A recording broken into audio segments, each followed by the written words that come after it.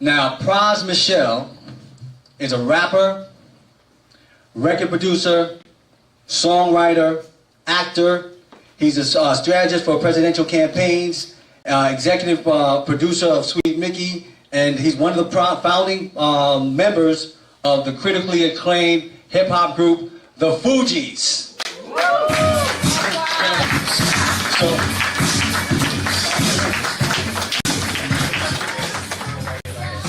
And he's a ghetto superstar.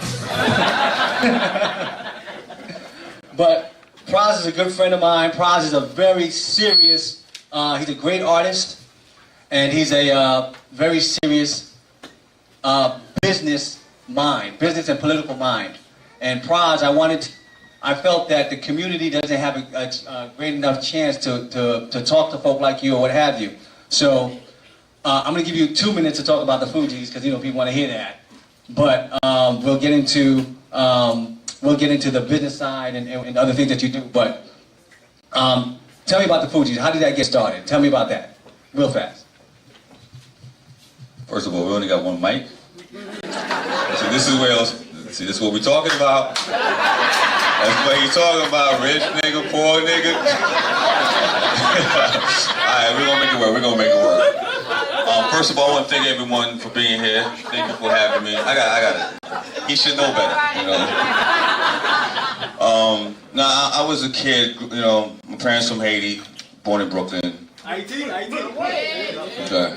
And so, being Haitian, there's this thing that's instilling us, being the first Black Republic, 1804. And so we got that in us, And so when I was growing up, I always used to, when I go home, my parents would teach me one thing, but when I'm in school, I'm seeing something different in the Black community, right? And so I was like, man, I want to say something. I got inspired by two people when I was coming up. The first person was Michael Jackson. First time I saw this guy doing the moonwalk, I didn't know who he was. I was just floored by him. Then Bob Marley is what brought my consciousness. So I said, if I ever do something, I want to be able to do something in the world and then be able to give back and be a role model. Right? So here started the group. It was myself, Lauryn Hill, when she was 11 years old, this other female. We put the group together. My boy Wyclef, I knew him from a while because we went to church.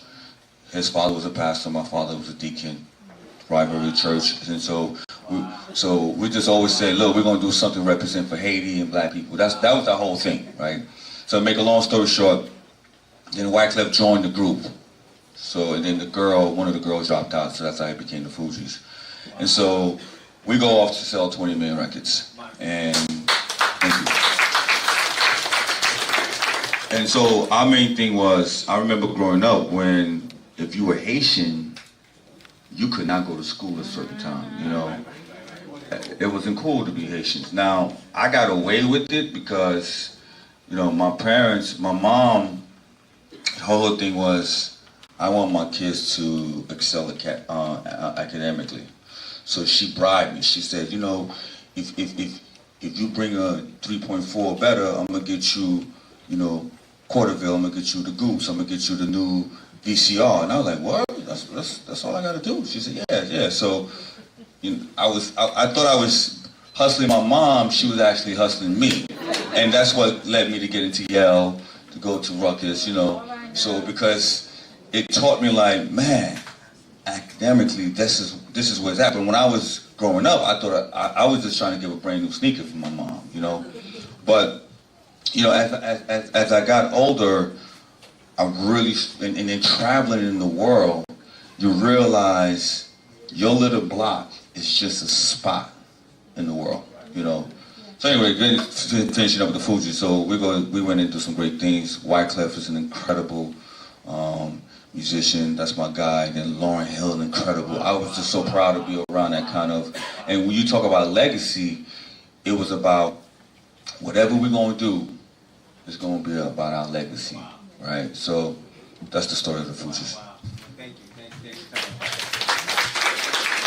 All right, now that we got out the way. Now, Pras. Now, I've been following you for years, and I was surprised to turn on to Showtime and to turn on to Netflix and these different things to see you get into film production. Tell me about that. Tell me about that. Tell me what. How'd you get into that, or why? How?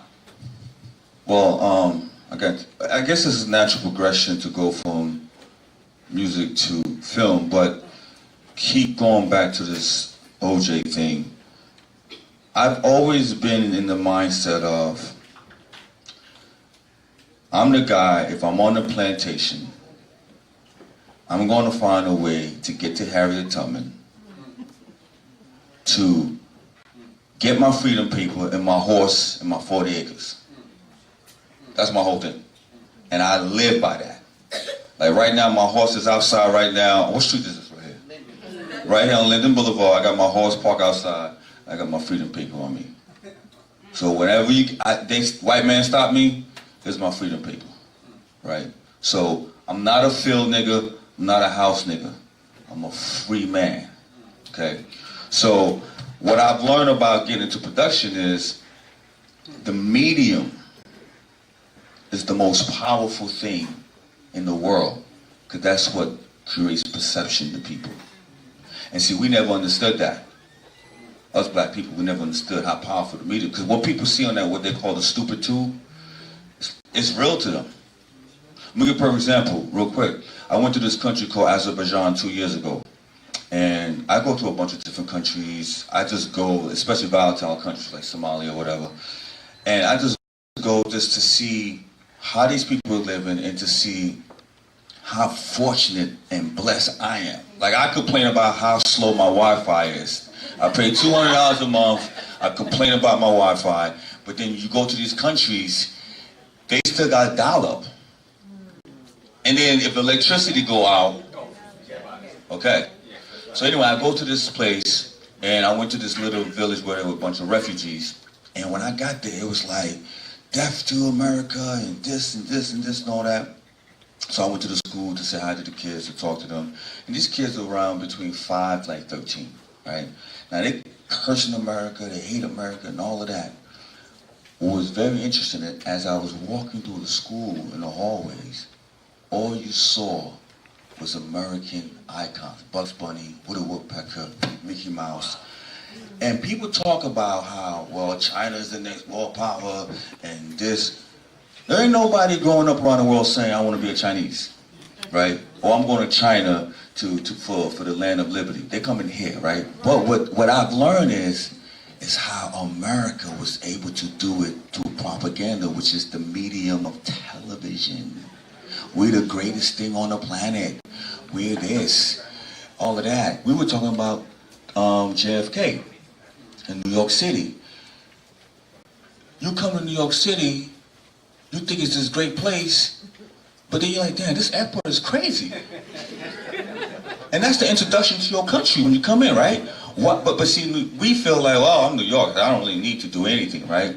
But the point I'm trying to make to you when you ask me why I went into film production is because I understand if I want to sit here, well, like when I did 2 documentaries he's talking about. One was called Skid Row, where I was homeless for 10 days in Los Angeles. Slept on the sidewalk. They document, it's like a social experiment.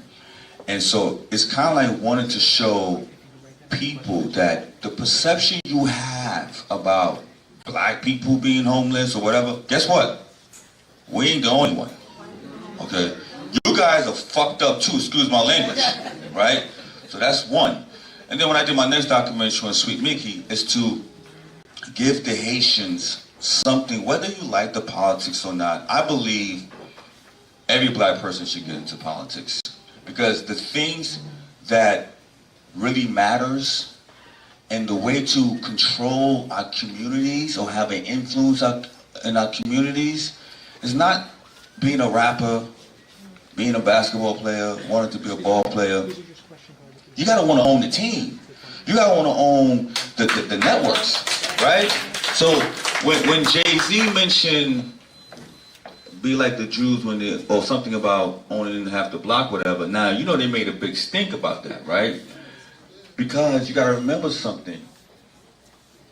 Those folks on the other side, and this going back to when you're talking about strip clubs, black people throwing money in strip clubs, these rappers, it's because we are not used to wealth or money. So the minute we get it, we want the whole world to know. Where the other folks, they don't want you to know. They want to pass it along, right? So right there you got two different school of thoughts happening right here. Pras, one thing I see about you is your drive. You're motivated. You're pushing. There are different sets of people here. Some people want to start their business. Some people already have businesses. Some people want to scale. Some people have jobs and trying to do a side hustle, but they're afraid.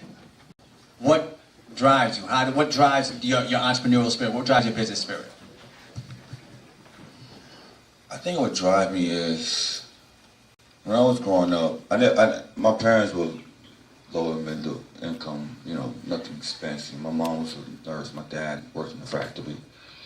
But they worked hard to make sure my sister and I were good. So we were oblivious to the real world, Even though I knew they weren't rich, but it was like I had a home, we lived in the house, we had meals, I was getting my free sneakers from my mom, VCR, like it was good. But what I realized was my parents didn't leave anything for me. My dad was sick his whole life. He was diabetic. The only reason why he extended his life for an extra 30 years because he was like, I have these two children, I want to make sure they're fine. But my dad was ready to check out a long time ago because he was so sick. So I always said to myself, man, I don't never want to be in that situation. I never want to be that person to say, I could have, I should have, or whatever. I'm always going to bet on myself. Because always bet on myself. Because you know why? My best is always around the corner. You understand what I'm saying to you? But bigger than that, we got to live by example. Like when I see these brothers out here doing the things that they're doing, I'm like, that's because we don't have enough examples. So I want a brother to be like, wait, you haven't put out a record in 20 years, but you still balling? You still got a house in Beverly Hills? You live in Soho? You driving a rave? You collect watches? How you do that? Well, it's not for record sales because I haven't put out a record in 20 years. So I got to be doing something, right? It's called investment, right? And by the way, you got to, when people think when you get money, you just go buy things. That's not how it works. You got to buy things that appreciate, not depreciate. You're giving us a lot. So I got a little bit of money, or I want to work, I want to save my money. What do I invest in? I mean, it obviously depends on who we're talking about. And it depends on also what you're trying to accomplish, right?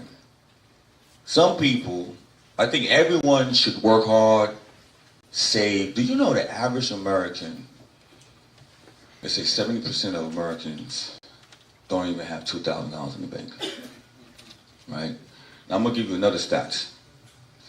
In the black community, we own about $2 trillion of assets. I'm gonna give you another stats. Black people are the largest consumption group in America, over $1 trillion, right? Group. Now, so you have whites, Asians, Hispanics. Black people, we are the largest So from hair product to fake nails, weaves, suits, whatever, we are the largest consumption. Now, but guess what? Only 5% of what we consume stay in the community. Now, I'm going to tell you another stat. If we were to able to just bring that 5% to just 8%, it would create 1 million jobs in the black community. Okay? So, when you talk about investment, it's more about where you putting your money. And some people think just leaving their money in the bank. Nah. Now, some people, you may have enough money to jump off the cliff a little, like take a little bit more risk. But there are things out there you can put in a bond and it can make money for you. You can live off your interests, right? Or if you're gonna buy something that's gonna have value, that's going, like I said, to appreciate. Like when I collect watches, so every watch I buy appreciates, has value. I could bring it down to my family. So I have about, let's say, $8 million worth of watches. If something bad was to happen to me, I can always at least go get 5, 6 if I was to sell my whole collection. But you got these rappers that they love remixing things. So they'll buy a Rolex and put all these crazy diamonds on it, then lose total value. So it's kind of like, and then the diamond's not even real to begin with. So it's kind of like, what are you doing? You know, so when you say, what's my drive, what's my passion? My passion is I want to try to teach because I'm so blessed and fortunate to be in the situation that I'm in. Why I want to keep this to myself? I want to spread this. Because the black culture is so beautiful and great. People think we are a monolithic group. We're not. But still, you know, we don't understand what community means. And I feel like a lot of it has to do with our leaders. And when I talk about leaders, I'm not just talking about political leaders.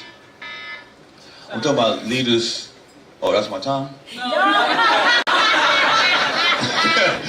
They're like, homeboy, you talking too much.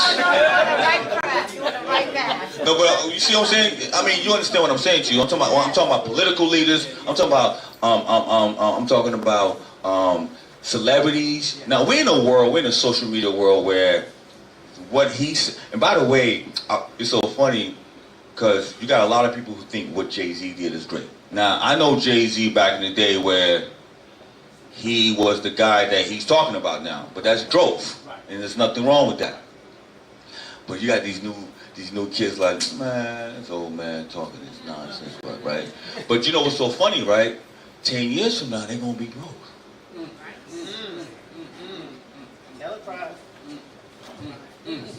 Wow, heavy.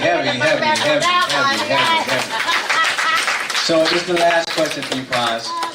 So, what's ahead for you? And what are some of the challenges, business-wise, not, you know, business-wise, what's ahead for you? What are you looking forward to? I mean, listen, I'm just, like you said, I'm continually trying to grow my wealth. You know, I'm chasing this thing that I have in my head. And I'm doing a bunch of different businesses in Africa, Haiti. You know, I'm trying to be, you know, a black man that's worth $1 billion.